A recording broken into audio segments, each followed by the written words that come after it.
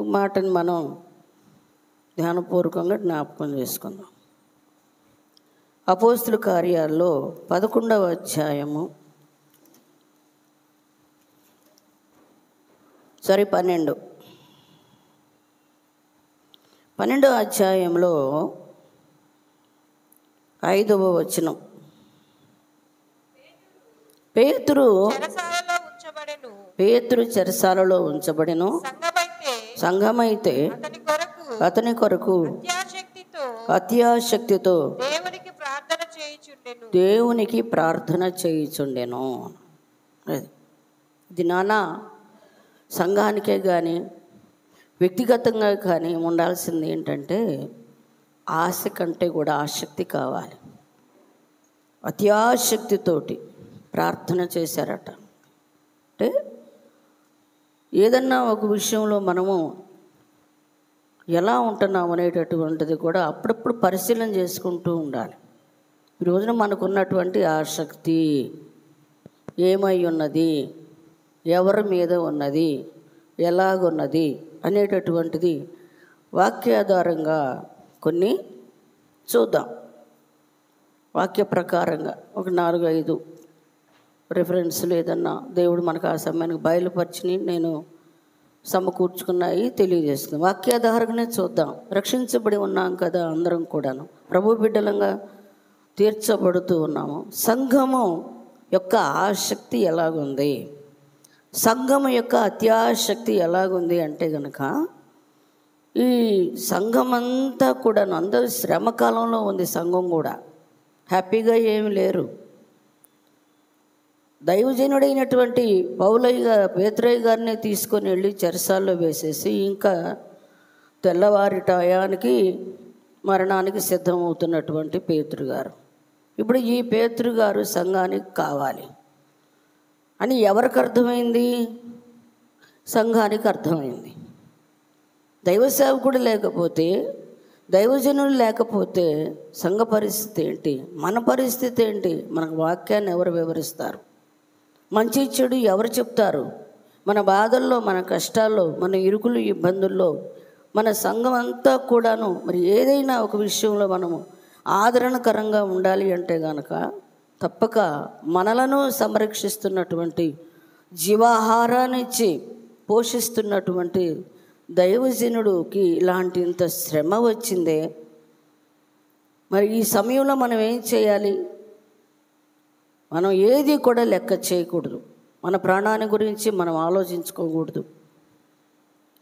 మనకున్నటువంటి ఇబ్బందులను గురించి ఆలోచించుకోకూడదు. మనం చేయాల్సింది ఒకటే, ఏంటంటే ఎక్కడైనా సరే ఎక్కడ అవకాశం ఉంటే అక్కడ మనం వెళ్ళి ముందు ప్రార్థన చేద్దాం. సంఘము శ్రమలో ఉన్నప్పుడు ఏం చేస్తున్నాం? మనం సంఘము ఆలవోలకగా ఉన్నప్పుడు ఏం చేస్తున్నాం? సంఘంలో కొన్ని డిఫరెన్సెస్ వస్తూ ఉన్నప్పుడు ఏం చేస్తూ ఉన్నాం? సంఘంలో ఉన్నటువంటి పరిస్థితులు బలహీనం అవుతూ ఉన్నప్పుడు ఏం చేస్తూ ఉన్నాం?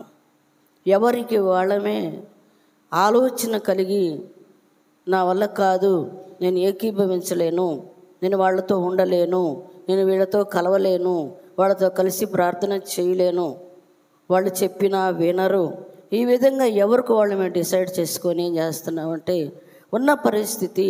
ఎందుకంటే ప్రభు రక్తము చేత కడగబడి పవిత్రపరచబడి ఆయన నామములో బ్రతుకుతూ ఉన్నటువంటి ఎవరికి కూడాను ఆధ్యాత్మికంగా బలహీనులు కాలేరు. వారి బలవంతులు దేవుని చేతిలో బలముగా వాడబట్టడానికి ఎన్నిక చేయబడినటువంటి ప్రజలు. అలాంటి వారు ఎప్పుడైతే రక్షించబడి ఆయన కుమారులుగా తీర్చబడుతూ ఉన్నారో పరిపూర్ణమైనటువంటి ఆయన కృప దీవెన ఆశీర్వాదాలు వారిపై ఉంటాయి. ఇంకొక విషయం ఏంటంటే ఇలాగుందేంటి, వీళ్ళు దేవుని చిత్త ప్రకారంగా లేరు, వీళ్ళు బలహీనంగా ఉన్నారు, వీళ్ళు అట్లాగున్నారు, వీళ్ళు ఎట్లాగున్నారని నీకు అర్థమవుతుందంటే అర్థం ఏంటంటే నీకు తెలుస్తుంది అక్కడ మన సంఘం, మన పరిచర్య, మన దైవజనుడు ఇట్లా బాధపడుతున్నాడు, లేదా ఈ విధంగా ఆలోచిస్తున్నారు. కొన్ని షేర్ చేసుకుంటారు అయ్య గారు, వల్ల కావడల్లా, అయ్యా ఇట్లాగా, అయ్యా ఈ విధంగా, ఆ విధంగా అంటే ఎవరికి తోచిన ఆలోచన వాళ్ళు చెప్పుకొని, నాకు వచ్చిన ఆలోచన నేను చెప్పి, ఇంకొకళ్ళకి వచ్చిన ఆలోచన ఇంకొకళ్ళు చెప్పి, వేరే వాళ్ళకి వచ్చిన ఇంకొకళ్ళు వచ్చి చెప్పి, అలా ఒంటరిగా వచ్చేసి తలా ఒకటి 10 మంది 10 రకాలుగా ఆలోచనలు చెప్తా ఉంటే ఒక్క దైవజనుడు ఎన్ని విధాలుగా ఆలోచించాలి? ఏ ఆలోచన తీసుకోవాలి? ఎవరి ఆలోచన తీసుకోవాలి?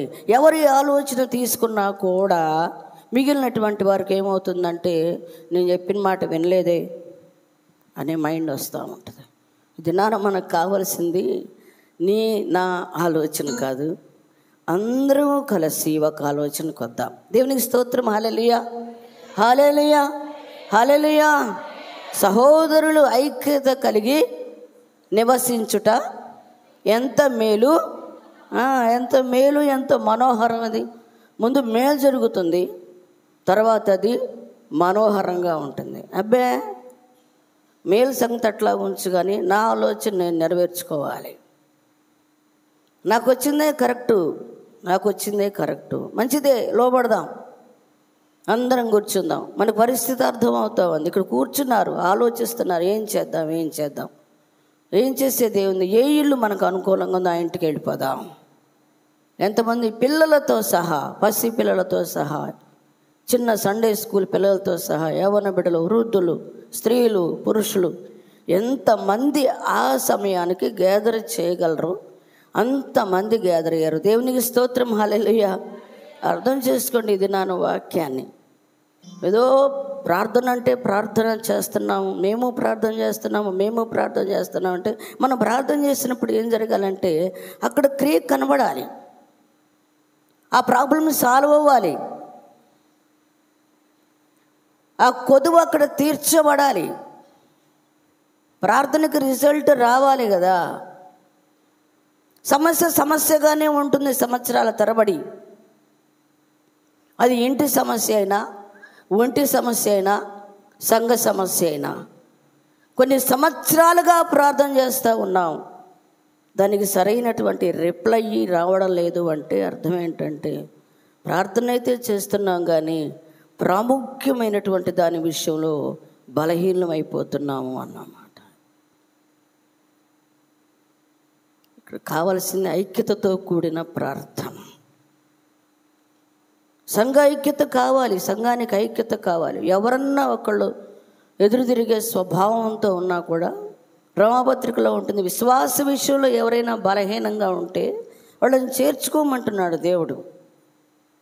ఈ చేర్చుకునే విధానం రెండు వైపులా ఉండలేదు, ఇటు ఉండలేదు. మాకు కుదరదులేండి, మాకు కుదరదు, మాకు మైండ్లు సెట్ అవ్వట్లేదు, మా ఆలోచనలు సెట్ అవ్వటం అన్నాను. దీనివల్ల ఒకవేళ మనము ఆత్మీకంగా మేము బలపరచబడుతున్నాము, మేము మంచిగా ఉన్నాం, మేము బాగానే ఉన్నాం అనుకుంటున్నామేమో, కానీ సంఘం ఏమవుతుందో ఆలోచించుకోవాలి అన్నమాట. మనం బ్రతకాల్సింది సంఘం కొరకు, సర్వమానవాళి కొరకు. సర్వోన్నతుడైనటువంటి దేవుడు తన ప్రాణాన్ని ఇచ్చి క్రయధనముగా మనల్ని అందరినీ కొన్నాడు. వెలపెట్టి, డబ్బుతో కాదు, తన ప్రాణం ఇచ్చి కొన్నాడు. ఈ రోజున మనం ఏమి ఇవ్వగలుగుతున్నాం? అదే సంఘం కొరకు ఏమి ఇవ్వగలుగుతున్నాం? ప్రేమించగలుగుతున్నామా? క్షమించగలుగుతున్నామా? ఐక్యతగా ఉండగలుగుతున్నామా? తగ్గింపుతో ఉండగలుగుతున్నాం, ఓర్పుతో ఉండగలుగుతున్నాం. ఆ కార్యం చూసే వరకు మనమందరం ఐక్యతగా, అసలు మన వల్లే ఈ విధంగా అవుతుంది, అసలు మనకే సెట్ అవటం లేదు. సో మనం అందరం కూడాను, పెద్దవాళ్ళు ఏం చెప్తున్నారు, సంఘ దైవజనులు ఏం చెప్తూ ఉన్నారు, ఆ వాక్యం ఎలాగుందని గ్రహించి ఎవరైతే ముందు క్షమాపణ కోరుతారో పరలోకంలో వాళ్ళకే ప్రతిఫలం అంటున్నాడు. దేవుడు వాక్యమే మత్తయి సువార్తలో ఉంటుంది కదా. ఎవరైనా సరే నీ విషయంలో ఎవరైనా బాధపడుతుంటే మనం బాధపడటం కాదు, అంతేనమ్మా? చదవండి తీసి, మత్తయి సువార్తలో ఉంటుంది. కావున నీవు బలిపీఠమునొద్ద అర్పణ అర్పించుచుండగా నీ మీద నీ సహోదరునికి విరోధమేమైనను కలదని అక్కడ నీకు జ్ఞాపకము వచ్చిన ఎడల అక్కడ బలిపీఠము ఎదుటనే నీ అర్పణ విడిచిపెట్టి మొదట వెళ్ళి నీ సహోదరునితో ఎందుకని మనం అర్పణ అర్పించటం అంటే అర్థం ఏంటంటే పాత నిబంధన అర్పణలు కానీ మనం ఇప్పుడు నూతన అధ్యాయంలో ఉన్నాం. అర్పణ అంటే ఏంటంటే ప్రార్థన. మనం ప్రార్థన చేయటానికి, మన మనవులు దేవునికి చెప్పుకుంటానికి, మన విజ్ఞాపనలు దేవునికి వెల్లడి చేసుకుంటానికి ప్రభు పాదాల దగ్గరకు వచ్చాం. ప్రభుతో సమాధాన పడుతూ ఉన్నాం. ఎలా సమాధాన పడుతున్నామంటే, అయ్యా గత కాలంలో నేను సరిగా ప్రార్థన చేయలేకపోయాను, గత కాలంలో సరిగా ఉండలేకపోయాను, దయతో నన్ను క్షమించి ప్రభు ఇక నుంచి నేను ప్రార్థన చేస్తున్నాను, అయ్యా ప్రార్థన చేసినా మనం ఆలకించయ్యా అని ప్రార్థన చేస్తాం.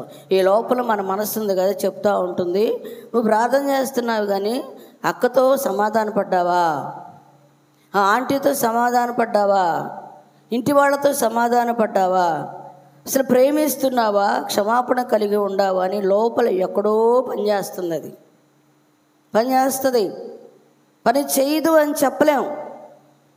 ఇంత మాట అన్నావే నువ్వు, సారీ అని చెప్పావా ఒక్క మాట, క్షమించమ్మని ఒక మాట అన్నావా, పొరపాటున అనేసానమ్మా అని అన్నావా,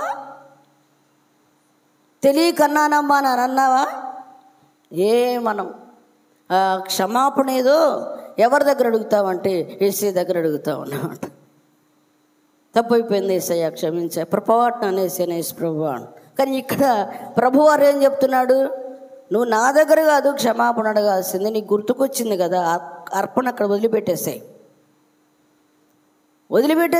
ఎక్కడైతే ఎవరైతే నీ గురించి చింతపడుతున్నారో, బాధపడుతున్నారో అక్కడికి వెళ్ళిపో. నువ్వు వెళ్ళిపోయి నువ్వు ఏ విధంగా అడగాలని నీకు మనసు వస్తే అట్లా అడుగు. ఇంత మనస్సాక్షి మనకు ఉందండి. ఇది లేకపోవడం వల్లనే ఒకళ్ళకొకళ్ళకి ఐక్యత లేకుండా పోతూ ఉంది అన్న. వాక్యం అనేటటువంటిది చాలా శక్తివంతమైనటువంటిది. దేవుని వాక్యము సజీవమై బలము కలదై వాడిగలదై నరములను కీళ్లను ఎముకలను విభాగించుకుంటూ దూరునంత మట్టుకు అది వెళ్ళిపోద్దంట. దేవునికి స్తోత్రం. హల్లెలూయా, హల్లెలూయా. ఎంతవరకు వెళ్ళడానికి అవకాశం ఉంటుందో ఆ వాక్యం అంతరంగంలో అంత డీప్గా వెళ్ళిపోతుంది అన్నమాట.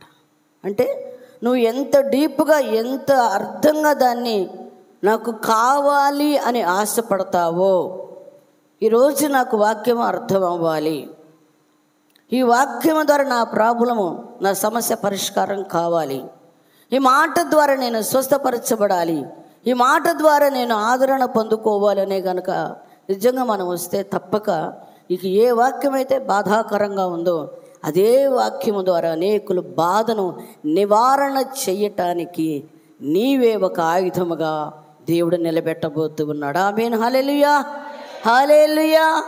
గొప్ప కార్యాలండి, ఎవరు దీన్ని వర్ణించలేరు.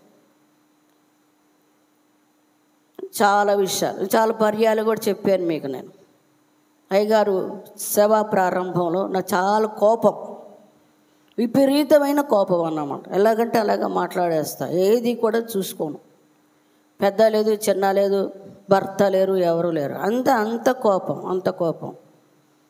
ఇంకా ఇంట్లో చాలా సాత్వికంగా అయ్యగారు అట్లా ఉండకూడదు, ఇట్లా ఉండకూడదు అని చెప్తాడు. ప్రతిదానికి నాకు అలా చెప్తావేంటి, నువ్వు చెప్పినట్టు నేను ఉండాలంటే నాకు కుదరదు. నేను చెప్పినట్టు నువ్వు ఉంటున్నావా? చూడండి వాక్ వివాదం ఎలాగుంటుందో ఇండ్లలో కూడా. నేను చెప్పినట్టు నువ్వు ఉంటున్నావా? సరేమ్మా నేను వస్తా, చలో. అట్లాగా సరే ఆదివారం చర్చికి వస్తానా, వాక్యం దిగిగా అయ్యగారు కోపం తగ్గించుకోవాలి, కోపం మానము, ఇదే వస్తుంది. నేను ఇంటికి వచ్చి అంటున్నాను, నీకు రెండో వాక్యం రాదా అన్నా. అదేంటి అంటే కోపాన్ని గురించి చెప్తారు ఏంది మరి, బైబిల్లో అదే ఉందా? అవ చెప్పినప్పుడు అది దేవుడు మాట్లాడుతున్నాడు. నాతో దేవుడు మాట్లాడుతున్నాడు, నువ్వెందుకు గ్రహించలేకపోతున్నావు? ఏం దేవుడు మాట్లాడటము? అటు మాట్లాడతాడు దేవుడు, నువ్వు కావాలనే చెప్పావు. ఇంత రెట్టమతపు సమాధానం లేదు ఇంట్లో. మా ఇద్దరికే సమాధానం లేదు, ఇంకా సంఘమే క్షేమాభివృద్ధిగా ఉంటుంది. కొంతకాలానికి నా మనసు నన్ను గద్దిస్తూ ఉంది. తప్పు చేస్తున్నావు, పొరపాటు చేస్తున్నావు. కమలమ్మ అంటూ వచ్చి అనేది, పని నీదమ్మా, పని నీదమ్మా, పని నీదమ్మా, పని నీదమ్మా. నువ్వు ప్రార్థన చేయాలి, ధైర్యంగా ఉండాలి, మంచిగా ఉండాలి. నువ్వు ప్రార్థన చేస్తేనే సమస్యలన్నీ పరిష్కారం అవుతాయమ్మా. ఏం చేయమంటావు అమ్మ? ప్రార్థన లేచిన దగ్గర నుంచి నాలో ఉన్న తప్పులు పట్టుకోవటమే సరిపోతుంది పాస్టర్ గారికి. సర్లే వదిలేయమ్మా, ప్రార్థన చేయాలి. ఒక దినాన తెలియకోకుండానే నా మనసు దేవుడు 3 దినాలు ఉపసించి ప్రార్థన చేశాను. దేవునికి స్తోత్రం, హల్లెలూయా. 3 రోజులు అప్పటికి ఇంకా షుగర్ ఏమి లేవు. ఏదన్నా ఒక సమస్య నాకు ఉంది అనుకుంటే కనుక అన్నం నీళ్లు మానేసి ప్రార్థన చేసుకుంటాను. నాకు ఫస్ట్ నుంచి అది అలవాటు. ఈ 3 దినాలు ఎందుకు ఉపవాసం ఉన్నానంటే, నాలో ఉన్నటువంటి ఈ కోపం, ఈ రౌద్రం పోవాలి. ప్రవక్తల ద్వారా దేవుడు మాట్లాడుతున్నాడు. నా పని నిమిత్తమే నేను ఇక్కడ తీసుకొచ్చాను, నా పరిచర్య చేయాలి, విస్తారమైనటువంటి పని ఉన్నది, పలు ప్రాంతాల్లో నిన్ను వాడబోతున్నానని దేవుడు మాట్లాడుతున్నాడు.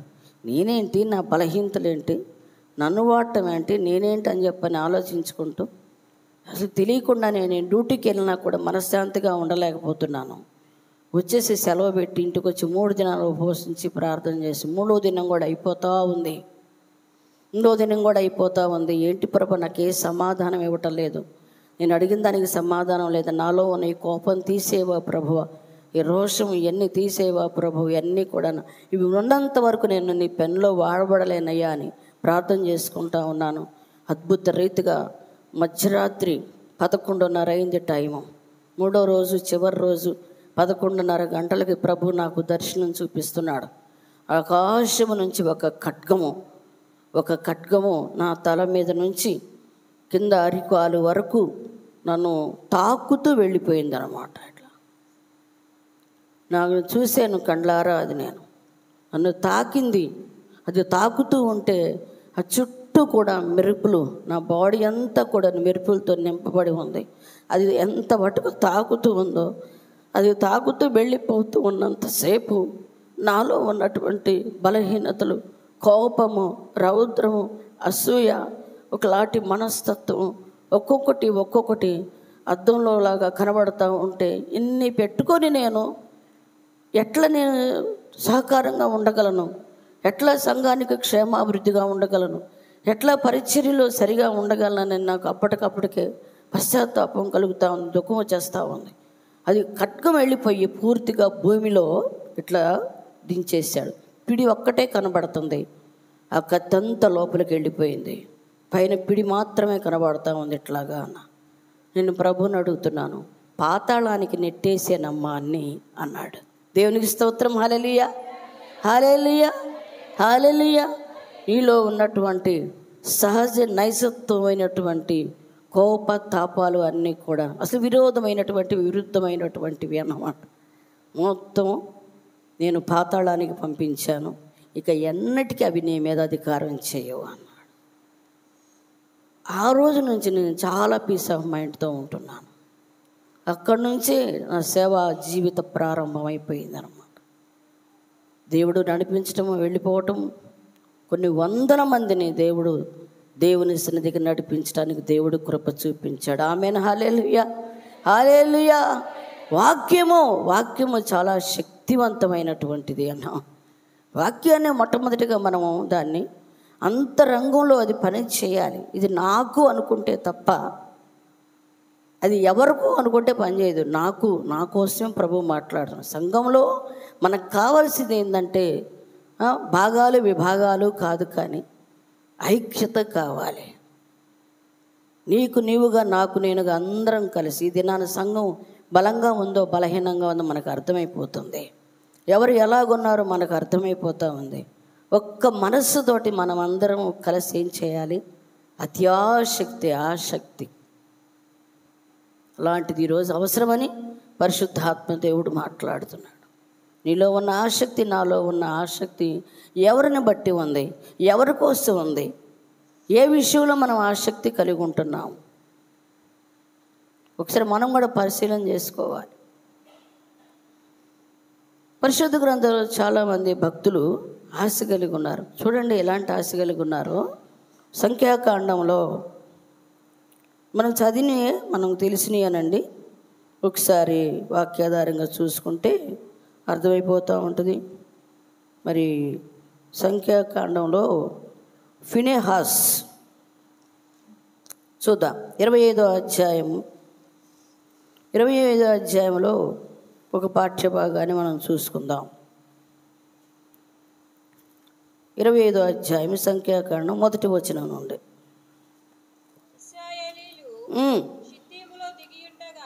ఇశ్రాయేలీలు హిత్తీములో దిగి ఉండగా ప్రజలు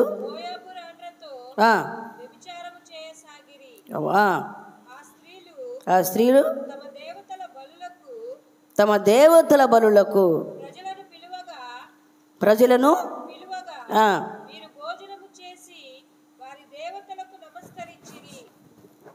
చాలు. ఇప్పుడు ఇశ్రాయేల్ చరిత్ర మనకు తెలిసిందే కదా. వీళ్ళు మాట విన్నట్టే ఉంటారు, వినినట్టే ఉంటారు, నిత్యం తిరుగుబాటు చేస్తూనే ఉంటారు. వాళ్ళ ఉద్దేశాలు, వాళ్ళ ఆలోచనలు ఎప్పుడూ కూడాను అట్లాగా వాళ్ళే మోసం చేసుకుంటారన్నమాట. దేవుణ్ణి మోసం చేస్తున్నారు, వాళ్ళే మోసం చేసుకొని దేవుని యొక్క మరి ఆజ్ఞ ధిక్కరించి ఉండడం వల్ల వాళ్ళు నష్టపోతూ ఉన్నారు అన్ని విధాలుగా కూడా. అయినా కూడా వీళ్ళకి అర్థం కాదు. ఈ రోజున మన ఆత్మీయ జీవితాలు కూడా ఇలాగే ఉంటున్నాయేమో పరిశీలన చేసుకోవాలి. అందరం బలవంతులం అనుకుంటూనే ఏం చేస్తున్నామంటే ఇట్లాగా బలహీనమైనటువంటి స్వయంకృత అపరాధాలాగా ఏదైతే దైవచిత్త ప్రకారంగా ఉండదో మనకిష్టమైన మార్గాన్ని ఎన్నుకొని మనకిష్టమైనది ఏదో అదే చేస్తాం. సంఘంలో ఉండి కూడా, దైవత్వంలో ఉండి కూడా, దేవుని ఇష్టంలో ఉండి కూడా మనం ఏం చేస్తామంటే నీకేది ఇష్టమో నువ్వు అది చేసుకుంటావు, నాకేది ఇష్టమో నేను అది చేసుకుంటా ఉంటాను. పరమందు ఉన్నటువంటి దేవుడు చూడటం లేదండి. మనకు కూడా అర్థమైపోతుంది. ఇందాక మనం చెప్పుకున్నట్లుగా ఇంతకుముందే వ్యవస్థ అంతా మనకు అర్థమైపోతూ ఉంది. ఎట్లా ఏంటి, ఏది రాంగు, ఏది రైటు, ఎక్కడ ఏ పరిస్థితి ఏం జరుగుతుంది అనేది కళ్ళ ముందు చక్కగా కనబడతా ఉంది. వాళ్ళకి ఇష్టమైన రీతిగా చేస్తూ ఉన్నారట, వాళ్ళకి ఇష్టమైన రీతిగా చేస్తూ ఉన్నారు. దేవునికి స్తోత్రాలు. అప్పుడు ఏం చేయాలో తెలియక అందరూ కూడాను యెహోవా దేవునికి చాలా కోపం వచ్చేసింది. అట్లు ఇశ్రాయేలీలు బయల్పెయోరుతో కలిసి కొనినందున వారి మీద యెహోవా కోపము రగులుకొనెను. సరే అండి, మనం అనుకుంటాం కదా మేమేం చేస్తున్నా కూడా దేవుడు చూసి మౌనంగా ఉంటున్నాడు, సో ఆల్ కరెక్ట్ అన్నట్టుగా అనమాట. మేము బాగున్నాం, ఏం పర్వాలేదు, మేము మంచిగానే ఉన్నామంటే పరమందు ఉన్నటువంటి దేవుడు చూస్తూ ఉంటాడు. టైం రావాలి కదా దేనికైనా. వాళ్ళు వివాహాలు చేసుకొని వాళ్ళ ఇష్ట ప్రకారంగా ఉండి వాళ్ళు పాపం చేస్తున్నా కూడా ఇంత టైము దేవుడు ఏం చేస్తున్నాడు? ఫస్టే మాట్లాడుతూ ఉన్నప్పుడే దేవుడు హెచ్చరించవచ్చుగా, నాయనా నువ్వు అక్కడికి వెళ్ళొద్దు, నాయనా నువ్వు అతనితో స్నేహం చేయొద్దు, నువ్వు అక్కడ ఉండొద్దు, నువ్వు ఇక్కడ ఉండొద్దు అని చెప్పొచ్చు కదా యెహోవా దేవుడు. అసలు ఇప్పుడు ఈ కాలంలో కూడా దేవుడు చెప్పొచ్చుగా, ఏంటమ్మా నువ్వు అలా చేస్తావు, ఆరాధనకు వస్తున్నావు ఇలాగున్నావేంది, ప్రార్థనకు వెళ్తున్నావు ఇట్లాగున్నావేంది, వాక్యానికి భిన్నంగా ఉన్నావేంది అని దేవుడు చెప్పొచ్చుగా. చాలా విషయాల్లో మనం అట్లాగే ఆలోచిస్తూ ఉంటాం. నేను చేసే తప్పు అయితే నాకు శిక్ష రావాలిగా, నేను చేసే తప్పు అయితే దేవుడు నన్ను శిక్షించాలిగా, సో నేను చేసే తప్పైతే ఇంకోటి చేయాలి కదా, నాకేది కాదు నేను బాగానే ఉన్నాను అంటే కనుక నేను చేస్తున్నది కరెక్టే మనమే డిసైడ్ అయిపోతాం. మనమే అనుకుంటాం నేను కరెక్ట్గానే ఉన్నాను, నేను మంచిగానే ఉన్నాను అని. కానీ నువ్వు నేను అనుకున్నట్లుగా దేవుడు కోపించే దేవుడు కాదు. కోపించుచునే వాత్సల్యమును జ్ఞాపకం చేసుకో, నన్ను జ్ఞాపకం చేసుకో. ఒంటరినయ్యా బలహీనుడను, బాధ్యతను తీసుకో, నా భారమును పంచుకో. భయపడుచున్నాను, బరువు మోస్తున్నాను, భయపడుచున్నాను, బరువు మోస్తున్నాను, భారమును పంచుకో, నా బాధ్యతను తీసుకో. భారమును పంచుకో, నా బాధ్యతను తీసుకో.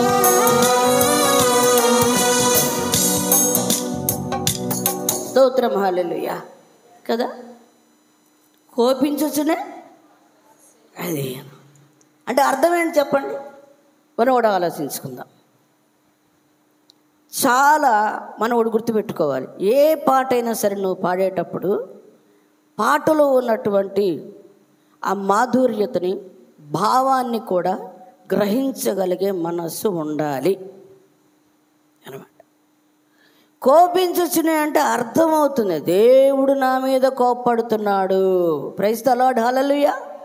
అది నేను దేవుని ప్రేమకు పాత్రనగుతూనే నాలో ఉన్నటువంటి కొన్ని బలహీనతలను బట్టి దేవుని ఉగ్రతకు, కోపానికి నేను బలవుతూ ఉన్నాను. అర్థమవుతుందా ఈ రోజున ఎవరికైనా? కొన్ని సమస్యలు మనల్ని వెంటాడుతూ ఉన్నాయి, కొన్ని పరిస్థితులు మనకు మనశ్శాంతిని కలిగించటం లేదు, అనుకున్నది ఏది జరగడం లేదు. అయినా కూడా దేవుని వాత్సల్యం ఎలాగుందంటే ఆ టయానికి దేవుడు కావాల్సిన ఇస్తున్నాడు, కానీ మనం అడిగింది మాత్రం దూరంగానే ఉంది.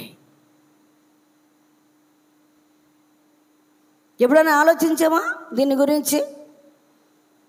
ఏది అడ్డుగా ఉంది నా దేవునికి? ఏది ఆటంకంగా ఉంది? ఎందుకు ఇది ఆగిపోతుంది? ఎందుకు దేవుని యొక్క ప్రేమకు పాత్రను అవుతూనే ఈ విషయంలో నేను ఎందుకని దేవునికి దూరంగా ఉంటున్నానా? నన్ను క్షమించయ్యా అంటున్నావు, కోప్పడదయ్యా అంటున్నావు అన్నమాట. లోపల అంతరంగంలో ప్రతి మనిషికి, ప్రతి వ్యక్తికి నరుని ఆత్మ యెహోవా పెట్టిన దేవుని స్తోత్రం. ఈ దీపం మనలో ఉన్నంత వరకు అది కూడా దేవుడు పెట్టిన దీపం కాబట్టి నువ్వు ఆర్పుకుంటే ఆర్పేది కాదు. నేను ప్రార్థన చేయను, నేను మందిరానికి రాను, నేను సంఘంలో ఉండను, నేను సమావేశంలో ఉండను, నేను అది చేయను, నేను ఇది చేయను అంటే నిజంగా మనం దేవుని ఏర్పాట్లో ఉంటే కనుక కొట్టైనా తీసుకొచ్చి నిలబెడతాడు ఇక్కడ అన్నమాట. గాయపరుచువాడు ఆయనే, గాయమును కట్టువాడు ఆయనే. నువ్వు ఉండడం దేవుని చిత్తం. ఇక్కడ ఒక అద్భుతం జరగబోతూ ఉంది చూడండి. ఇలాంటి వారు కావాలి సంఘంలో. ఇక్కడ ఒక అద్భుతం జరగబోతూ ఉంది. ఇక్కడ యెహోవా దేవునికి చాలా కోపం వచ్చేసింది. ఆ తర్వాత మనం చూద్దాం, చదువుకుందాం. 7వ వచనం.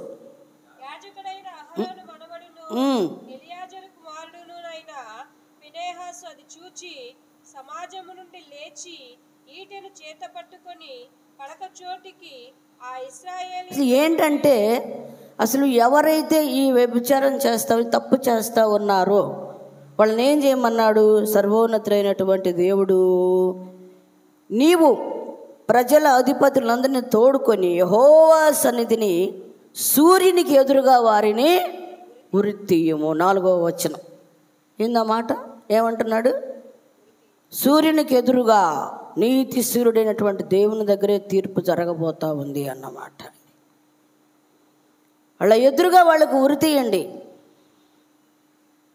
ఎంత కోపం వస్తుందో ప్రియమైన దేవుని బిడ్డలారా.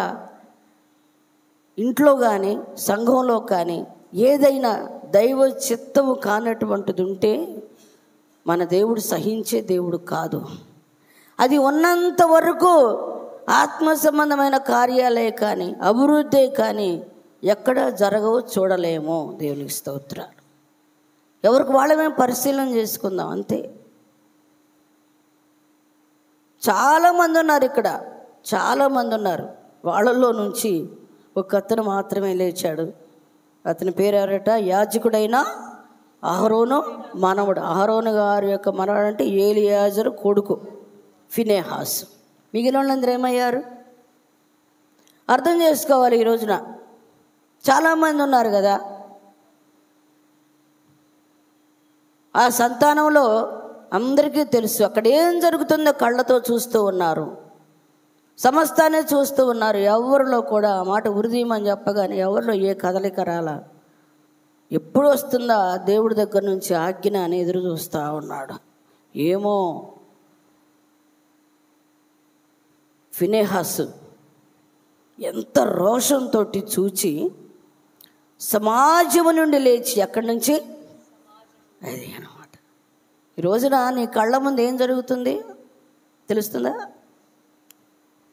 తెలుస్తుందా?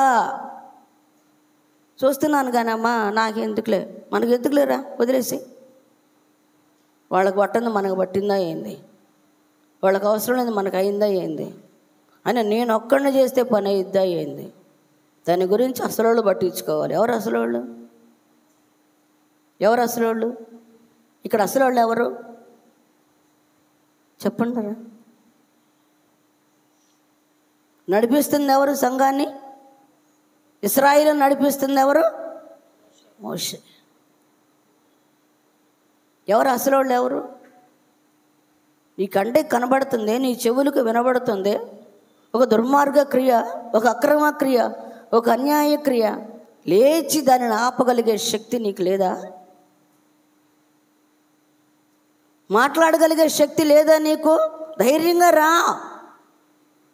ఫినెహాస్ లాంటి వాళ్ళు కావాలి. పాపాన్ని అణిచివేసేవాళ్ళు, దుర్మార్గత్వాన్ని పాతిపెట్టేవాళ్ళు, తప్పుని మాఫ్ చేసేవాళ్ళు కావాలి. ఇక్కడ చాలామంది ఏముందిలే అమ్మ, అందరిలో ఉంది, మాలో ఉంది, అందరూ చేస్తారు, మావాడు చేస్తున్నాడు, అందరు ఉన్నారు, అందరితో పాటు వాళ్ళలో ఒక గంట, అందరితో పాటు తలా ఒక గంట. ఏమైంది? మనమేనా అయింది? ఒక 5 గ్రూపు, వీళ్ళకి ఒక లీడరు. చూడండి సంఘాల్లో కూడా దౌర్భాగ్యపు జీవితం. ఒక 5 మగపిల్లలు చేరతారండి, ఆయనకు ఒక లీడర్ ఉంటాడు. ఇంకొక 5 మగపిల్లలు ఉంటారండి, వాళ్ళకు ఒక లీడర్ ఉంటాడు. ఇక్కడ ఒక 10 మంది అమ్మాయిలు ఉంటారు, వీళ్ళకి ఒక లీడరు. వీళ్ళకు ఒక 10 మంది స్త్రీలు ఉంటారు, వీళ్ళకి ఒక లీడరు. యవనస్తులకు ఒక లీడరు, సండే స్కూల్ వాళ్ళకి ఒక లీడరు. ఇక్కడ లీడర్ పోయాడు. ఏ లీడరు? అసలు లీడర్ ఎవరు అమ్మా? మోషే ఏమైపోయాడు? పక్కన ఉన్నాడు. ఇక్కడ సంఘంలో లీడర్ ఎవరు? ఆయన ఎస్కేప్ అయిపోయాడు. అంతా మనమే, ఆజమాయిషి మందే, మనం చూసుకుందాం. నీ బ్యాచ్ అంతా 5, నీ బ్యాచ్ అంతా 5.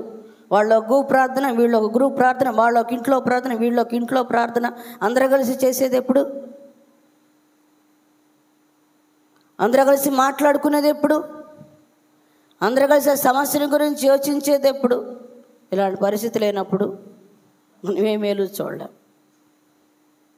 ప్రేమైన దేవుని బిడ్డలారా, ఇతను ఫినెహాసు సమాజంలో నుండి లేచాడు. నీకు జరుగుతున్న పరిస్థితి అంతా, బలహీనత అంతా ప్రభు రాబోతున్నాడు అండి. మెయిన్ పాయింట్ ఏంటంటే యేసయ్య రాబోతున్నాడు. ఇంకా మనము మన కోరికలు, మన ఉద్దేశాలు, మన ఆశలు మనకున్నటువంటివి నెరవేర్చుకోవటానికి ప్రయత్నించామంటే మనంత దౌర్భాగ్యులు ఎవరు ఉండరు అన్నమాట. ఇలాంటి వాళ్ళు ఎగవాలి. కళ్ళు తెరవండి ఈ రోజునైనా, మనసు విప్పండి, ఆత్మ సంబంధమైన నేత్రాలు తెరవండి. లేచాడు. సమాజము నుండి లేచి ఈటను చేత పట్టుకొని పడక చోటికి ఆ ఇశ్రాయేలుని వెంబడి వెళ్ళి ఆ ఇద్దరిని ఈట పెట్టి పొడిస్తే ఎక్కడికి వెళ్ళిపోయింది? కడుపులో నుంచి ఇవతల నుంచి అవతలకు వెళ్ళిపోయి. దేవునికి స్తోత్రం. హల్లెలూయా, హల్లెలూయా. ఐదారు రైష్ అప్జరవాద్య సరిపోవారు. ఇలాంటి రోషం కావాలి. శరీర సంబంధమైన రోషం కాదు. ఇక్కడ ఇశ్రాయేలీయులు బలహీనులైపోతున్నారు. దైవ చిత్తం నెరవేర్చటం లేదు. దేవుని ఉగ్రతకు పాత్రులయ్యే పరిస్థితుల్లో ఉన్నారు. ఎవరు లేస్తారు? లేకండి ఎవరు లేస్తారో ఈ రోజు నుంచి మరి రోషం తెచ్చుకొని సంఘం కోసం ప్రయాసపడతాను. ఈ పాపం పోయే వరకు, ఈ బలహీనతలు పోయే వరకు, ఈ పరిస్థితులన్నీ కూడాను దైవ చిత్తానుసారంగా మారే వరకు ఏ యవన బిడ్డలైనా సరే, ఏ స్త్రీలైనా సరే, ఏ పురుషులైనా సరే నేను నడుం కట్టుకొని, ఆయన ఈట తీసుకొని పొడిచాడు అంటే అర్థం ఏంటంటే, ఈట తీసుకొని పొడవటం అంటే ఈట అంటే ఏంటది? ఖడ్గం. దేవుని వాక్యము సజీవము గలదై బలము గలదై వాడి అని, ఎలాంటి వాడి అయినా ఖడ్గము. దేవుని వాక్యం నిన్ను హెచ్చరిస్తూ ఉంటుండగా, దేవుని వాక్యము నిన్ను సరిచేస్తూ ఉండగా, దేవుని వాక్యం మనల్ని ధైర్యపరుస్తూ ఉంటుండగా, దేవుని వాక్యం మనలో ఆత్మ సంబంధమైన రోషమును కలుగజేస్తూ ఉంటుండగా, రైటర్స్ సబ్జరవాద్య సరిపోవారు. ఇక నేను మౌనముగా ఉండను. వాక్యము సెలవిచ్చినట్లుగా నా ప్రభు పాదాల దగ్గరికి వెళ్ళి నేను ప్రార్థన చేస్తాను.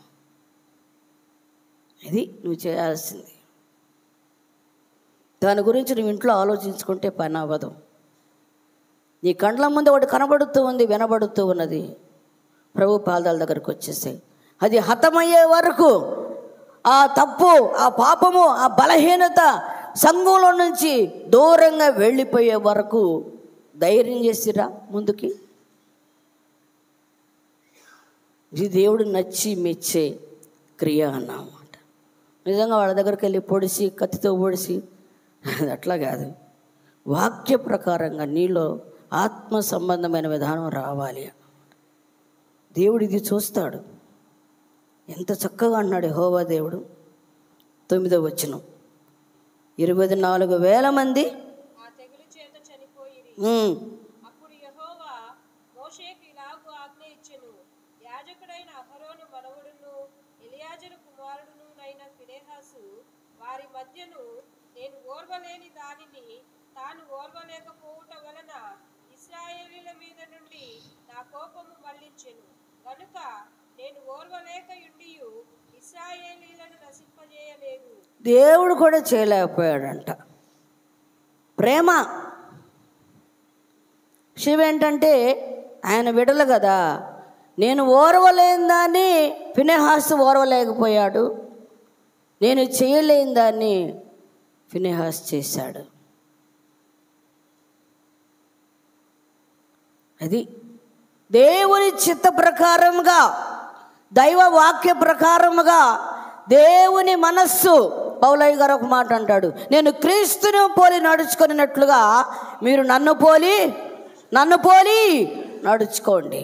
అది ఒకప్పుడు పౌలయ్య గారు ఎట్లాగున్నాడు, నేను క్రీస్తును పోలి నడుచుకున్నట్లుగా. పౌలయ్య గారు మొట్టమొదటిగా దేవుని పాదాల దగ్గర ఎలా నడుచుకున్నాడు అని గల్తీలకు రాసిన పత్రికలో 4వ అధ్యాయం ఒకసారి చూడండి, అక్కడ ఉంటుంది. గల్తీలకు రాసిన పత్రిక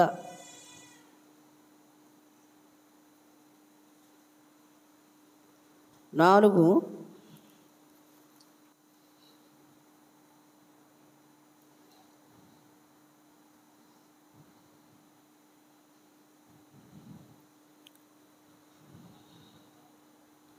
పౌలయ్య గారు అంటాడు,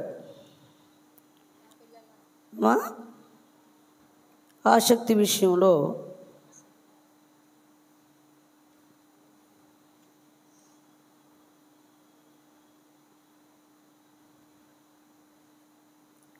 నాలుగు 18 చూడండి. నేను మీ యొద్ద ఉన్నప్పుడు మాత్రమే గాక ఎల్లప్పుడూ మంచి విషయములో ఆసక్తిగా నుండుట యుక్తమే. అది దానికి పై మాట 17, వారు మీ మేలు కోరి మీ మేలు కోరి మిమ్మును ఆసక్తితో వెంటారు వాడు కారు. చూసారా అండి, వారు మీ మేలు కోరి మిమ్మల్ని ఆసక్తితో, కొంతమంది ఆసక్తి ఉంటుంది, వాళ్ళు సంఘం మేలు కానీ కుటుంబం మేలు కానీ కోరరు. వాళ్ళకు వ్యక్తిగతంగా కొన్ని ఉంటాయి. ఏం చెప్పాలి వాటి గురించి మనం చెప్పాలంటే, ఒక్కొక్కరికి ఒక్కొక్క వాంఛ, అధికార వాంఛ, పదవి వాంఛ, ధన వాంఛ, ఇవన్నీ ఉంటాయి. వాళ్ళకి వాళ్ళే యోచించుకుంటారు, వాళ్ళకి వాళ్ళే ఆసక్తిగా ఉంటారు. దీనికోసం పార్ట్లుగా చేస్తారన్నమాట. నిజమైనటువంటి సరైనటువంటి అది ఆ వాంఛ, వాళ్ళు నిజంగా వాళ్ళు ఇంట్రెస్ట్ కలిగి గనక మేలు చేయాలి, సంఘానికి మేలు చేయాలని, అసలు ఎంత భారంగా ఉంటుందమ్మా అమ్మాయి, ఎంత ప్రార్థన చేసిద్దో అంటారు. మరి ఆ సహోదరుడు ఎంత బాగా ప్రార్థన చేస్తాడో, ఎంత ఉపవాసాలతోటి జాగారాలతో చేస్తూ ఉంటాడు. అతడి మనసులో ఏముందో గమనించావా? సంఘాన్ని చీలుస్తున్నావా? సంఘాన్ని ఐక్యపరుస్తున్నామా? సంఘంలో లేనిపోయిన భేదాలు కలుగజేస్తూ ఉన్నామా? లేకపోతే సంఘానికి ఒక ఉనికి పట్టుగా మేలుకరంగా చేయగలుగుతున్నా? నువ్వు చేసే ప్రతి ఆలోచన ఎట్లాగుంది, నీ ఆసక్తి ఎలాగుంది? చాలామంది కల్తీ సంఘంలో కూడా వీళ్ళని గలిబిలి చేసి పడేశారు. చక్కగా ఈయన ఏం చెప్తున్నాడంటే, ఒకప్పుడు అన్యజనాంగం రక్షించబడి ఉన్నప్పుడు, వాళ్ళందరూ అన్యజనాంగంగా ఉన్నప్పుడు వాళ్ళు ఇష్టం వచ్చినట్టుగా చేశారు.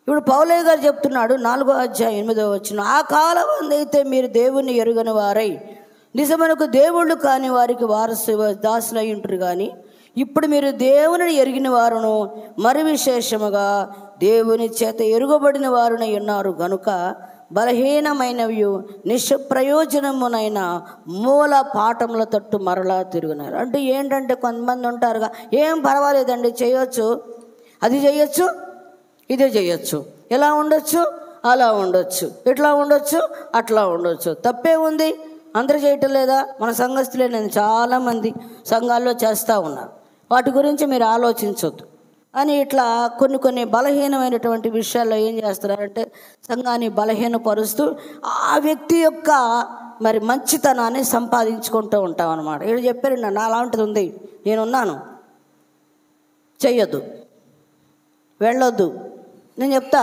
నా భయం ఏమి లేదు, నేను అలా పెరిగాను, నేను అలా ఉన్నాను, ఆ విధంగా ఎప్పటికీ నేను ఉంటున్నాను. కాబట్టి నేను అన్ని విషయాల్లో కూడా నేను ఉన్నట్టుగా నా సంఘం ఉండాలని, నా పిల్లలు ఉండాలని నేను ఆశపడుతూ ఉంటాను. నేను చెప్పినప్పుడు ఏమవుతుందంటే, చాలామందికి ఇబ్బందిగా ఉంటుంది. దేవునికి స్తోత్రం, అయినను పర్వాలేదు అన్నమాట. నేనే మాట చెప్పినా ఇబ్బందిగా ఉంటుంది, ఏది చెప్పినా చాలా కోపంగా ఉంటుంది, బాధాకరంగా ఉంటుంది అన్నమాట. ఇష్టం ఉండదు. నేనంటే అనుకూలంగా చెప్పలేను, నేను వాక్యానికి అనుకూలంగా మాత్రమే చెప్పగలుగుతాను. వాక్యం ఇలాగుంది, ఈ వాక్య ప్రకారంగా మనం ఉండాలి, ఈ వాక్య ప్రకారంగా మన బ్రతుకును మార్చుకోవాలి, జీవన శైలి మారాలి. మన వయసు ఎంత, మన మాటలు ఎంత, మన వయసు ఎంత, మన బిహేవియర్ ఏంటి, అసలుకి పెద్ద చిన్న గురువు దైవం ఏమి లేవా? మాట్లాడటానికి, సలహా ఇవ్వటానికి, ఉద్దేశాలు పంచుకుంటానికి, ఎదిగే కొద్దీ ఒదిగి ఉండమంటుంటే, మనం ఎదిగే కొద్దీ ఒదిగి ఉంటుంది ఎవరంటే మేము.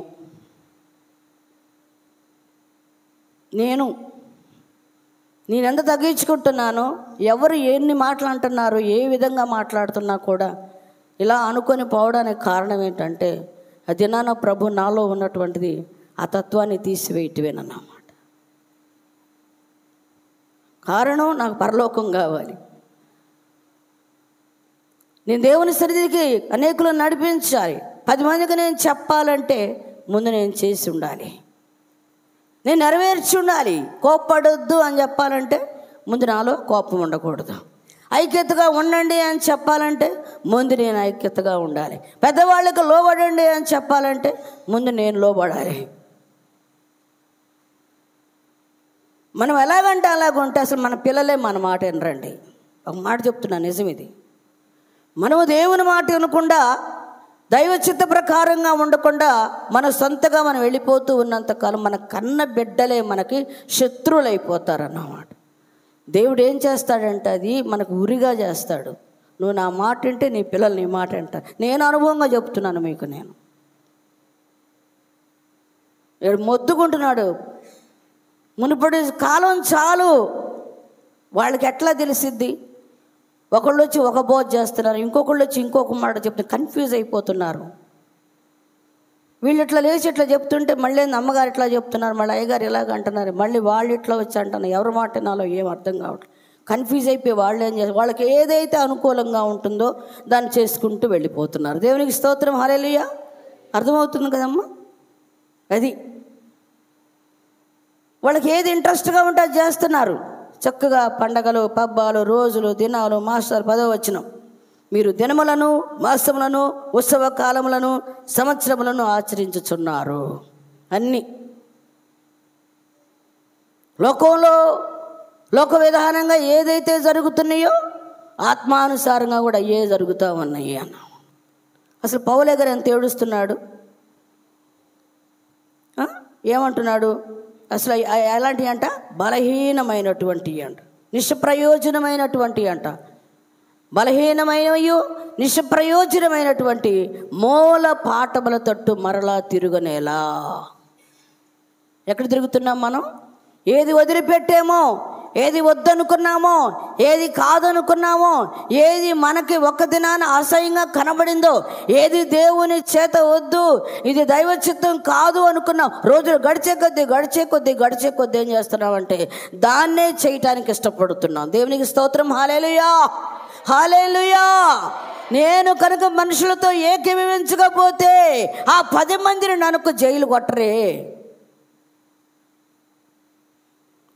వాళ్ళ మధ్య ఉన్నటువంటి నా పరువు పోతుంది, నా అధికారం పోతుంది. ఎంతో దుఃఖంతో చెప్తున్నాడో చూడండి పౌలయ్య గారు. అసలుకి అది చదువుకుంటుంటే చాలా ఏడుపు వచ్చేస్తూ ఉందన్నమాట. ఆ విషయంలో 17వ వచనం, వారు మీ మేలు కోరి మిమ్మల్ని ఆసక్తితో వెంటాడిన వారు కారు. అది ఏ విధంగా ఏంటయ్యా మేము బాగుంది, ఇప్పుడు మాకు మళ్ళీ మీరు వచ్చేంటి అవి చేయొద్దు ఇవి చేయొద్దు అంటే, అయ్యా బలహీనమైనవి అయ్యా, ఆ వాటి వలన మనకేం మేలు కలగదు, అది వాక్య ప్రకారం కాదు. మనం ప్రతిష్ఠించబడినటువంటి జనాంగం, మనం ప్రతిష్టగానే ఉండాలి అని మనసు కష్టంగా ఉంది. అమ్మగారు అవి చేయొద్దంటారు, ఇవి చేయొద్దంటారు, అక్కడికి వెళ్ళొద్దంటారు, ఎక్కడికి వెళ్ళొద్దంటారు. అవాడు కాదంటే ఇదిగా అంత కమాండ్, డిమాండ్ కదా. చాలా రోజులు నా గురించి బాధపడ్డ వాళ్ళు కూడా ఉన్నారు. రీసెంట్గా కొన్ని విషయాలు తెలిసినాయి అన్నమా. ఒకప్పుడు మేము కూడా బాధపడ్డామమ్మా, మీరు వాక్యం చెప్తా ఉంటే చివుక్కుమనేది మనసు. రాగా రాగా మాకు అర్థమైపోతూ ఉంది, మేము ఈ బలహీనతలో ఉన్నాం కాబట్టి దేవుడు మాతో మాట్లాడుతున్నాడు అని. అది ఫస్ట్ బాధ కలుగుతుంది, కూర్చొని కొంచెం ఆలోచిస్తే కరెక్ట్ అనిపిస్తుంది. నువ్వు సరి చేసుకున్నావు అనుకో, దేవుడు ఆశీర్వాదపు మార్గంలోకి నడిపిస్తాడు అన్నమాట. ఏదైనా చేదే తినేటప్పుడు తినగానే ఆ చేదు వల్లే ఆరోగ్యం వస్తుంది అని. వాక్యంగా అర్థం చేసుకోండి. ఫినెహాసు సమాజంలో నుండి లేచి ఆ పాపాన్ని అణిచివేశాడు. నీ ఆసక్తి నా ఆసక్తి సంఘాన్ని పాడు చేస్తుందా? సంఘంలో ఉన్నటువంటి కుటుంబం, వ్యక్తిగతంగా ముందు కుటుంబంగా వద్దామండి. కుటుంబం కూడా ఒక చిన్న సంఘం కాబట్టి మన కుటుంబంలో ముందు మనకున్నటువంటి పరిస్థితుల వలన సంఘంలో ఎట్లాగన్నా కానీ ముందు కుటుంబంలో మన పరిస్థితులు సరవుతున్నాయా? మనం నెమ్మదిగా ఉన్నామా? ఒకటి జరుగుతూ ఉంది, ముందు నీ ఇంట్లో ఉన్నటువంటి పాపాన్ని తీసివేయగలుగుతున్నావా? నీ ఒంట్లో ఉన్నటువంటి ఆ లోక సంబంధమైన దాన్ని తీసివేయగలుగుతున్నావా? ప్రయత్నించు ఈ దినా నుంచైనా. నీకున్నటువంటి ఆసక్తి, బిడ్డల మీద ప్రేమ ఉండాలి, కుటుంబం మీద మమకారం ఉండాలి, కానీ అది పాపాన్ని, లోకాన్ని, ద్వేషాన్ని, అసూయని దాచిపెట్టి కుటుంబాన్ని పాడు చేసుకునే రీతిగా ఉండకూడదు అన్నమాట. ఒక ఇల్లే చిన్న సంఘం, భార్య, భర్త, పిల్లలు. అట్లాగే సంఘం చూడండి, ఆత్మీయ తండ్రి, తల్లి, బిడ్డలు. ఎంత వాల్యూ ఇస్తున్నాం మనం. నీ ఇల్లు ఒక సంఘం, దేవుడు అట్లా మార్చాడు. కొర్నేలి ఇంట్లో దేవుని యందు భయభక్తులుగా ఇంటి వారందరూ కూడా నిత్యం ఎట్లా ప్రార్థన చేస్తున్నారు.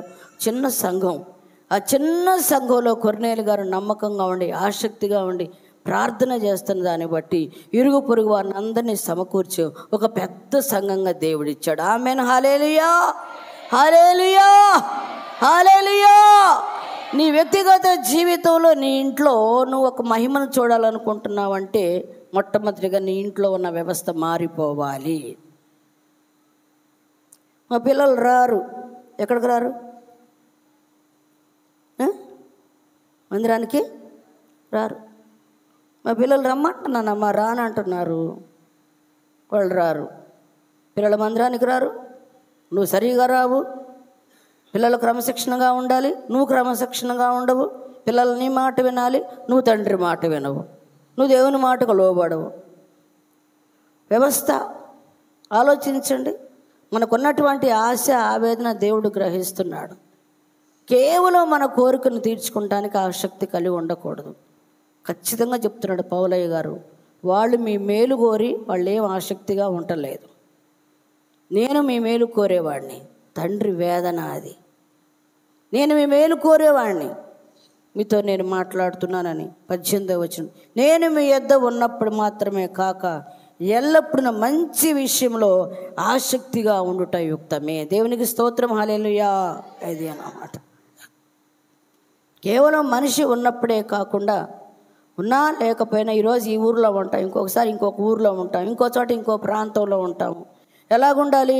ఉండాలి. లేకపోయినా సరే మనం దైవచిత్త ప్రకారంగా ఎక్కడున్నా సరే మనం కరెక్ట్గా ఉండాలి. మన ఆశ నిజమైందిగా ఉండాలి, మన ఆవేదన నిజమైందిగా ఉండాలి, మన భారం నిజమైందిగా ఉండాలి, దేవుడు నచ్చేదిగా ఉండాలి, మెచ్చేదిగా ఉండాలి అన్నమాట. మనుషులు ఉన్నప్పుడు ఒక రకంగా, మనుషులు లేనప్పుడు ఒక రకంగా ఉండకూడదు అన్నమాట. రోమీయులకు రాసినటువంటి పత్రికలో కూడా ఆత్మదేవుడు ఈ ఆసక్తిని గురించే ఒకటి చెప్తా ఉన్నాడు. రోమాపత్రిక 10వ అధ్యాయము 2వ వచనం.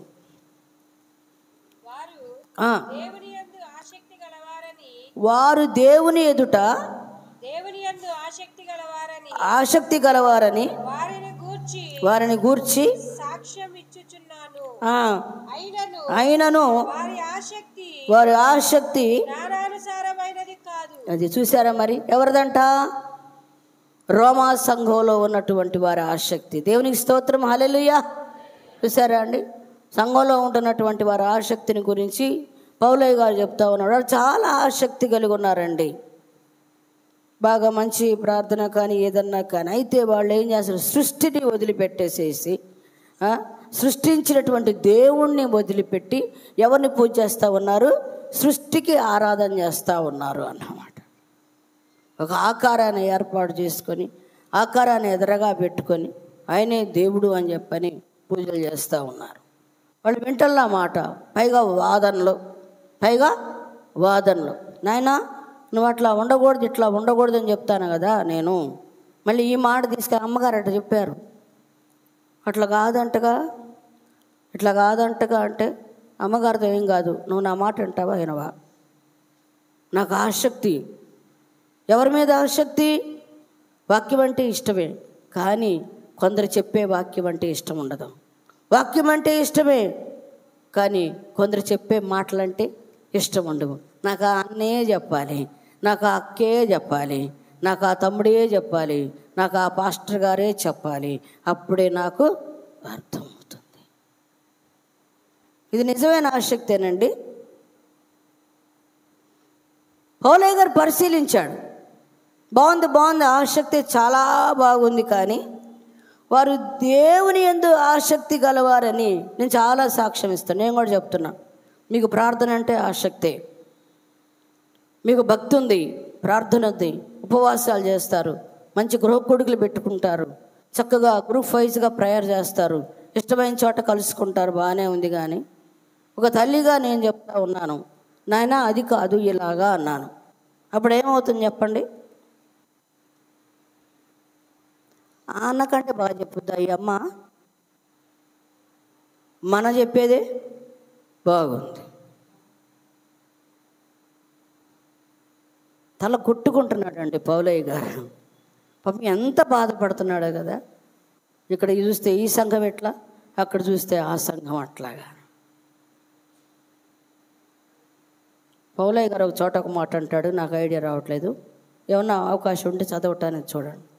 ఒకప్పుడు పౌలయ్య గారు సంఘాన్ని హింసించటంలో చాలా ఆసక్తి కలిగి ఉన్నాడంట. ఆయన ఎట్లాగంటే సంఘాలన్నిటినీ కూడాను మరి దేవుని సంఘాన్ని హింసిస్తున్నాడు.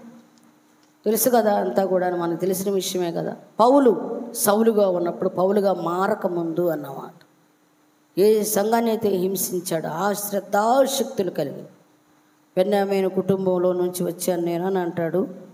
అది దేవునికి స్తోత్రాలు. ఫిలిప్పి 3:6 చూడండి, లేకపోతే కొరింథీ 2 కొరింథీ 7:11 అన్న ఒకళ్ళు చదవండి. కొరింథీయులకు రాసినటువంటి పత్రిక ఎక్కడ తల్లి? ఫిలిప్పీలకు రాసిన పత్రిక 3:6. ఆసక్తి విషయము సంఘమును హింసించువాడనై. చూడమ్మా, బాగా చదువుకోండి, చక్కగా చదువుకొని అర్థం చేసుకోండి మీరే. ధర్మశాస్త్రము వలని నీతి విషయము అనింద్యుడనై ఉంటిని. అయినను అసలు దానికంటే కూడా 5వ వచనం చదువుకుందాం. 8వ దినమున సున్నతి పొంది తిని ఇశ్రాయేలు వంశపు వాడనై బెన్యామీను గోత్రములో పుట్టి హెబ్రీల సంతానమైన హెబ్రీయుడనై ధర్మశాస్త్ర విషయము పరిసయ్యుడనై ఆసక్తి విషయము సంఘము హింసించువాడని. ఏమండి, ఇతను ఎవరు? వంశం ఏంటి? గోత్రం ఏంటి? స్థలం ఏంటి? స్థానం ఏంటి? ఇంకా యేసుప్రభు వారు రాలేదు. యెహోవాయే దేవుడు. ఒక మొండిది వైఖరి ఉంటుంది మనుషుల్లో. వాళ్ళు పట్టుకున్న కుందేలుకి 3 కాళ్ళు అంటారు.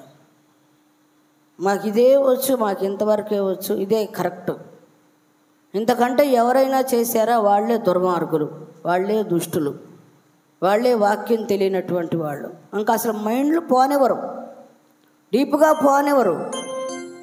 అక్కడ యెహెజ్కేలు రాయబడినట్లుగా చీలమండల లోతు, మోకాళ్ళ లోతు, నడుముల లోతు, ఈదలేనంత. దేవునికి స్తోత్రం, హల్లెలూయా.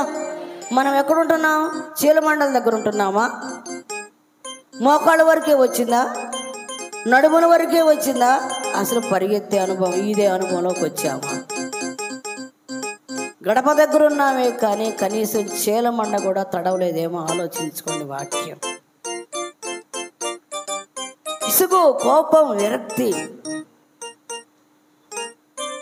పౌలయ్య గారు తెలుసుకున్న తర్వాత ఒకప్పుడు నా పరిస్థితి చెప్తాను వినండి అంటున్నాడు. నేను తక్కువ వాడినేం కాదు, నా వంశం తక్కువైందేం కాదు, నేను ఇశ్రాయేలీయుల గోత్రంలో నుండి వచ్చినటువంటి వాడు, హెబ్రీయుడను, నేను పరిసయ్యుడను.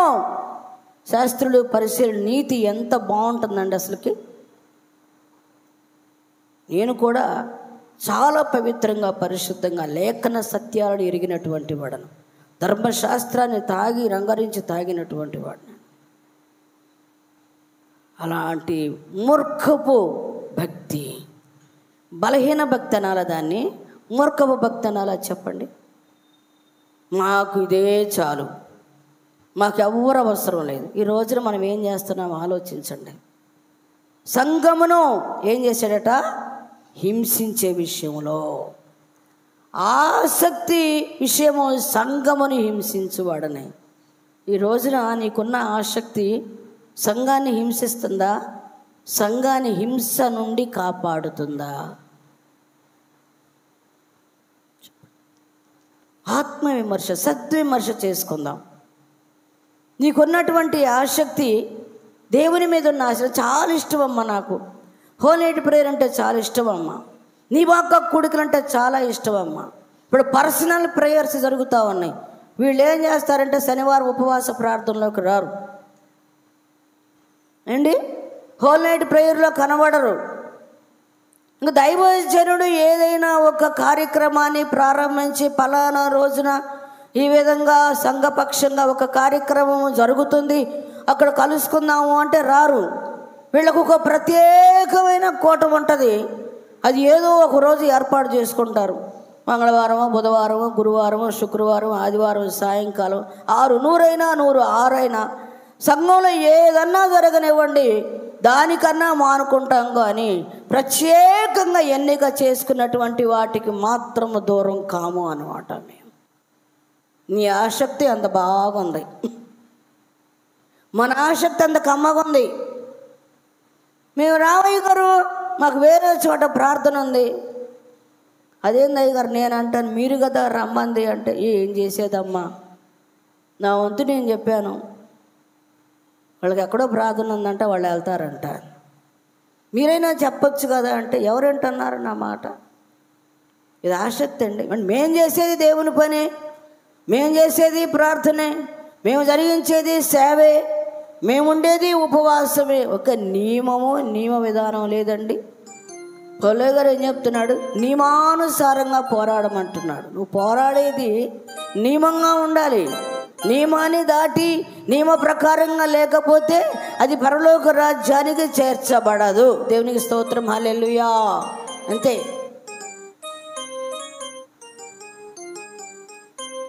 ఆసక్తి విషయంలో సంఘాన్ని హింసించేవాడుగా ఉన్నాడట.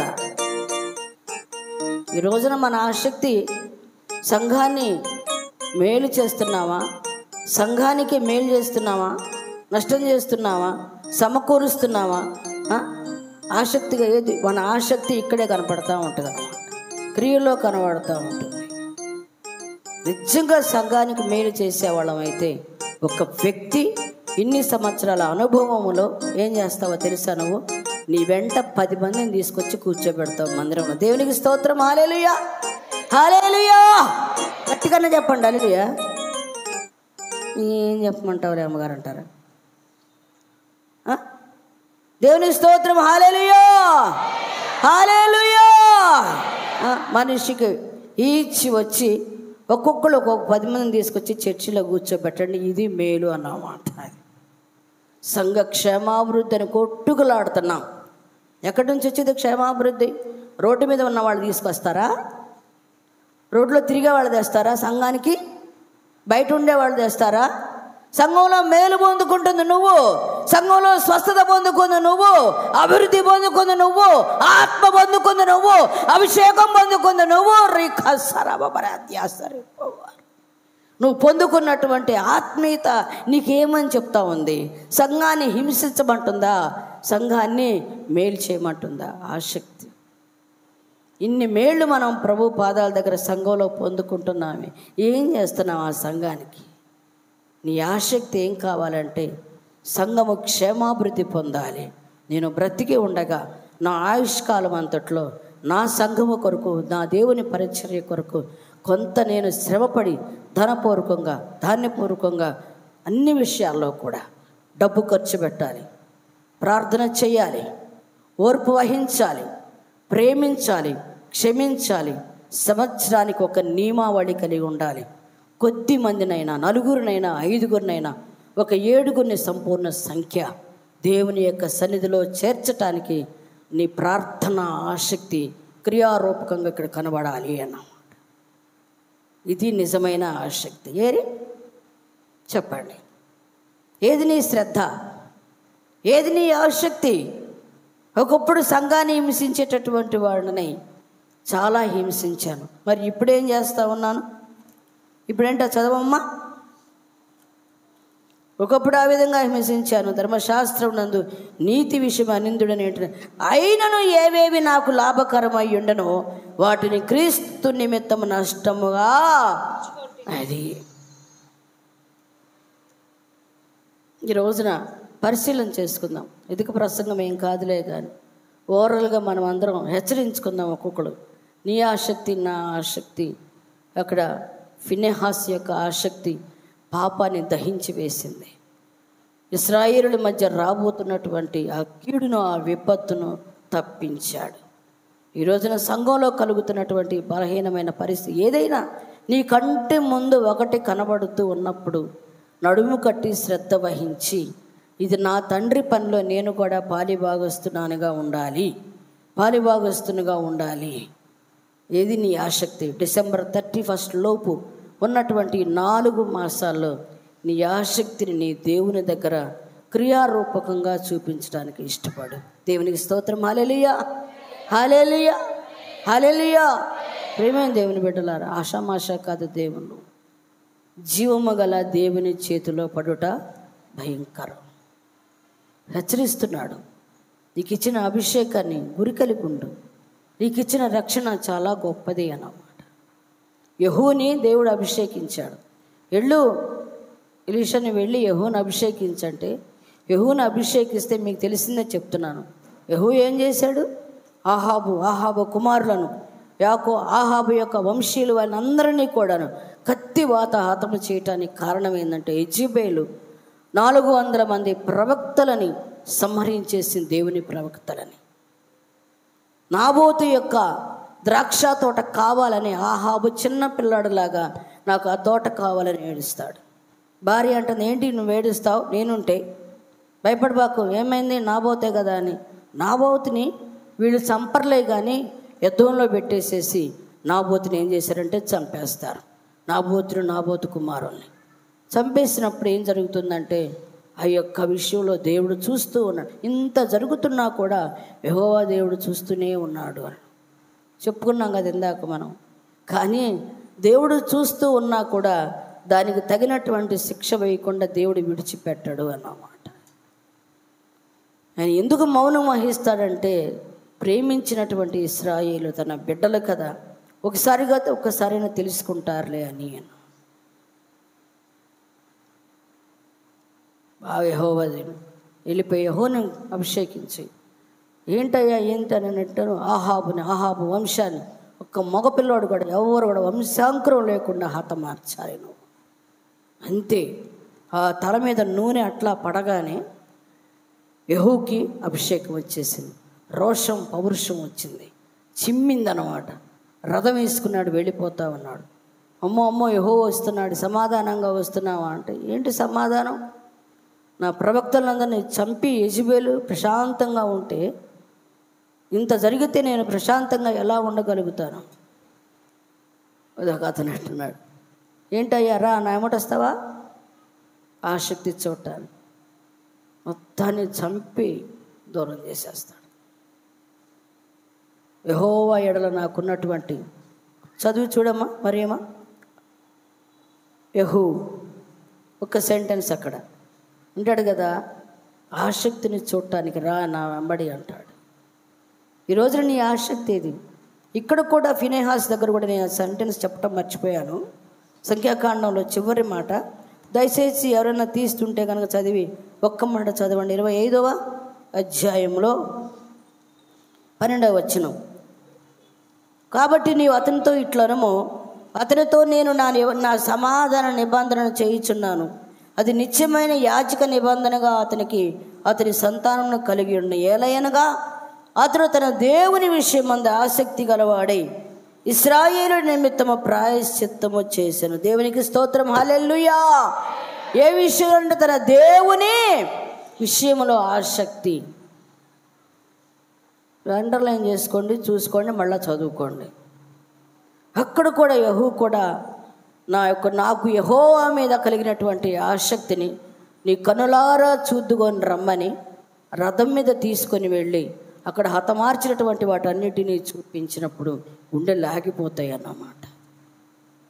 ఈ రోజున నీ రోషం ఏంటమ్మా, నీ పౌరుషం ఏంటి అర్థం చేసుకొని ఎవరికి వాళ్ళమే ప్రభు పాదాల దగ్గర, ప్రభు నాకు అప్పగించినటువంటి ఈ పని విషయంలో నాయన నాకున్నటువంటి ఆశ, ఆవేదన, ఆసక్తి సంఘాన్ని ప్రభు బలపరిచేదిగా ఉంటుందా, సంఘాన్ని ప్రభు అయ్యా బలహీనపరిచేదిగా ఉంటుందా అని ఎవరికి వాళ్ళమే ఆత్మ విమర్శ చేసుకొని, దేవా పౌలయ్య గారిపై ఇచ్చినటువంటి ఆసక్తిని, యెహూకి ఇచ్చినటువంటి ఆసక్తిని, అయ్యా ప్రభు ఫినెహాస్కి ఇచ్చినటువంటి ఆసక్తిని మాకు అనుగ్రహించి సంఘానికి నమ్మకమైనటువంటి వారంగా మేమందరం ఉండటానికి మీ అభిషేకం మాపై కుమ్మరించయ్యా అని ప్రార్థన చేసుకుందాం. అందరూ కూడా తలలు వంచండి. ఒక నిమిషం అందరం కూడాను ప్రార్థన చేసుకుందాం. నిజంగా ప్రభువా మీ వాక్యము నా తండ్రి మాలో పనిచేయట కృప దయచేయండి నాయన. మా ఆసక్తి, మా ఆశ, మాకున్న భారము మాకున్నటువంటి బాధ్యత, ఇష్టము నా తండ్రి నాయన, అది మా కుటుంబాన్ని మేలుకరంగా చూస్తుందా? మా సంఘాన్ని ప్రభువా మేలుకరంగా నిలబెడుతుందా ప్రభువా? ఆత్మ విమర్శ, సత్విమర్శ ఎవరికి వాళ్ళమే చేసుకొని ప్రభు పాదాల దగ్గర తగ్గించుకొని వినయము విధేయతతో ముందుకు వెళ్ళిపోదాం. యేసయ్యా, మీ స్తోత్రాలు చెల్లిస్తూ